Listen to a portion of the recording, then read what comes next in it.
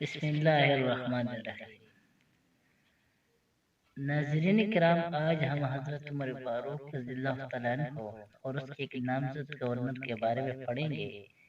کچھ لوگ حضرت عمر فاروق رضی اللہ تعالیٰ عنہ کے پاس ایک نامزد گورنر کی شکایت لے کر حاضر ہوئے۔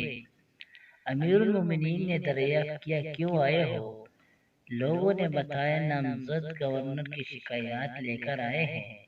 حضرت عمر فاروق رضی اللہ تعالیٰ عنہ نے فرمایا، کیا شکایات ہیں؟ ایک نے کہا، امیر المومنین، پہلے وہ فجر کے بعد بیٹھ کر دین سکھاتے تھے اور دیر تک مسجد میں رہتے تھے، اب فجر پڑھا کر چلے جاتے ہیں۔ پہلے وہ ناغہ نہیں کرتے تھے، اب ناغہ کرتے ہیں۔ پہلے وہ رات کو بھی ملتے تھے، اب صرف دن میں ملتے ہیں۔ اچانک ان کو کیا ہو جاتا ہے کہ بہت آہ بکا اور رونا شروع کر دیتے ہیں اور دیر تک چپ نہیں ہوتے۔ یہ ہمیں مسجد میں اچھا نہیں لگا۔ بس امیر المومنین، گورنر کا نام سعید بن عامر تھا، ان کو بلوایا گیا اور امیر المومنین نے شکایات ان کے سامنے رکھ کر جواب مانگا۔ گورنر کچھ دیر خاموش رہے، پھر بولے، اللہ نے میرا راز کھول دیا۔ امیر المومنین، سب کچھ درست ہے۔ پہلی شکایت کی وجہ میری 40 سال کی ساتھی بیوی ہے جو آج کل بہت بیمار ہے۔ میں فجر کے بعد جا کر اس کے لیے ناشتہ بناتا ہوں، اس کے کپڑے گندے ہوں تو خود بدلواتا ہوں۔ نہ اولاد ہے نہ نوکر رکھنے کی سکت۔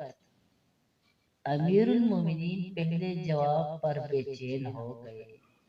دوسری کا جواب یہ ہے کہ میرے پاس صرف ایک جوڑا ہے، میلا ہونے پر اس کو دھو کر سوکھنے تک بیوی کے کپڑے پہن کر انتظار کرتا ہوں کہ اس میں اثر نکل جاتی ہے۔